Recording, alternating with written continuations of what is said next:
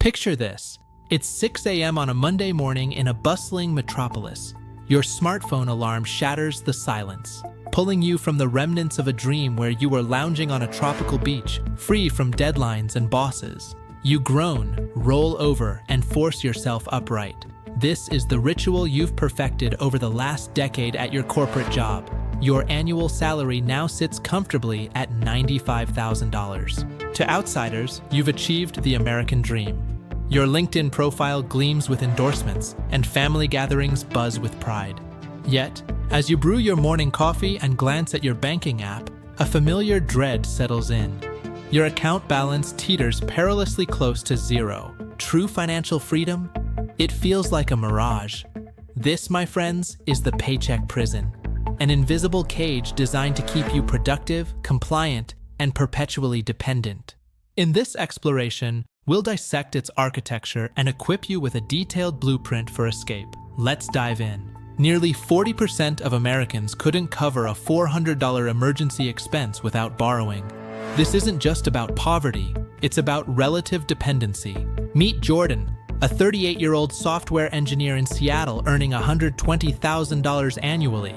His bi-weekly paycheck nets him $3,800. Sounds substantial, right? Housing tops the list at $2,200 for a one-bedroom apartment in a trendy neighborhood. Split bi-weekly, that's $1,200 gone. Next, transportation. A leased Tesla costs $650 monthly, plus insurance and charging, totaling $500 bi-weekly. Food. Jordan relies on delivery apps for convenience, averaging $600 monthly or $300 bi-weekly. Utilities, internet, and cell phone add $250. Subscriptions like the gym and streaming services chip away another $80. Then there's the discretionary: coffee runs, weekend outings, and that impulse Amazon purchase. It all adds up quickly. Before the next paycheck, Jordan's left with $170, barely enough for a minor setback like a vet bill for his dog. This is the reality of the prison. This scenario isn't unique. It's engineered. The Paycheck Prison thrives on lifestyle inflation, where increased income triggers proportional spending hikes, keeping you trapped. Behavioral economists call this mental accounting. We compartmentalize money into buckets, often leading to irrational decisions that prevent long-term savings. The roots trace back to the Industrial Revolution. Factory owners used company towns and scrip currency to keep workers indebted and unable to leave. From Europe's golden cages of high taxes to Japan's salaryman culture of devotion, the prison manifests globally, trapping workers in various forms of survival mode. Psychological biases anchor us to these habits, making the walls of the prison feel invisible. Breaking free requires a fundamental shift in our relationship with money. Awareness is the first step.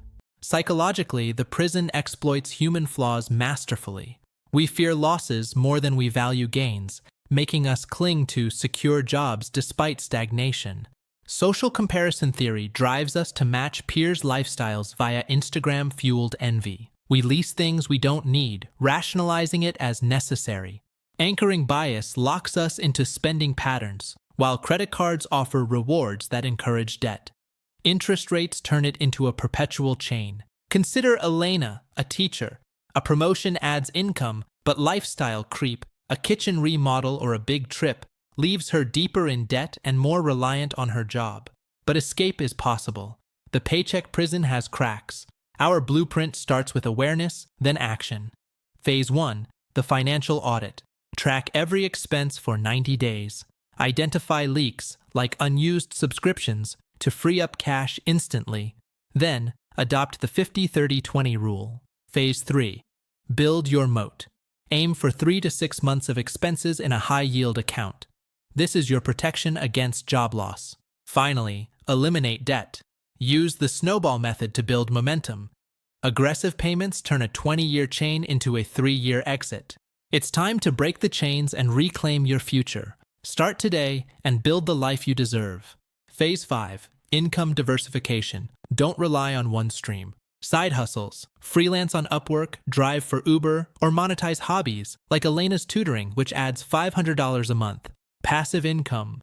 Dividend stocks like Vanguard's VYM ETF at 3% yield, rental properties, or digital products like ebooks. Phase 6. Investing Mastery. Educate via books. The Intelligent Investor by Benjamin Graham and Atomic Habits by James Clear for discipline. Start with low-cost index funds. The S&P 500 averages a 10% historical return. Use Roth IRAs for tax advantages. $500 a month at 7% compounds to $402,000 in 30 years. Let's quantify with scenarios. In Table 1, we compare a base monthly expense of $4,800 against an optimized $3,500, saving $1,300. With $1,300 saved monthly, invested at 8%, after 10 years you'd have $237,000. Table 2 shows the inflation impact. Costs rise from $60,000 to $80,000 over 10 years. Without adjustments, savings flatline. With cuts, they grow exponentially. The choice is yours. The Paycheck Prison is a construct. Dismantle it brick by brick. You've now got the full arsenal: audits, optimizations, investments, mindsets. Start small, persist. Resources: podcasts like ChooseFI, apps like Acorns, communities like Our Financial Independence. In Faisalabad or anywhere, freedom is universal. Break those chains. Your future self thanks you. Real escapes inspire. Take Raj, a 35-year-old accountant in Mumbai earning 15 lakh INR, $18,000 USD. Trapped by EMI payments on a flat and car, he audited expenses and sold the car for public transport. He started a YouTube channel on tax tips, earning 2 lakh extra annually. Now debt-free, he's investing in mutual funds. Or Sophia, a 50-year-old nurse in London at $45,000. High council tax and commute costs left her scrimping. She downsized her home, joined a carpool, and Airbnb'd a spare room for $800 a month. Savings funded nursing courses, leading to a consultancy gig doubling her income. In Faisalabad, Pakistan, consider Ali, a mid-level manager at a textile firm earning 200,000 PKR monthly. Inflation at 10% plus and family support obligations eat paychecks. He tracked via apps and cut luxury imports. By starting a side e-commerce store, Ali built a 6-month buffer, enabling investments in local stocks. In Australia, high wages combat the prison, but Sydney housing at $1 million plus creates barriers. Universal superannuation helps, yet many retire underfunded. Contrast with China's urban migrants, side gigs via WeChat thrive. Escape isn't risk-free. Market downturns like the 2008 crash demand diversification, a 60-40 portfolio. Job loss? Network via LinkedIn, upskill on Coursera. Health issues? Prioritize insurance. Mindset is key. Q. What if I'm in debt? A. Focus on high interest first. Consolidate if rates drop. Q. How to start investing. A. Open a brokerage like Vanguard. Begin with $100. Tax hacks. Maximize deductions. Home office. Education credits. Geo arbitrage can save you 30% on living. Fire movement. Save 50% of income. Calculators show $1 nest egg allows 4% withdrawal. Passive streams. Create online courses on Udemy. Real estate. RADs for hands-off investing. Crypto. Allocate 5% max.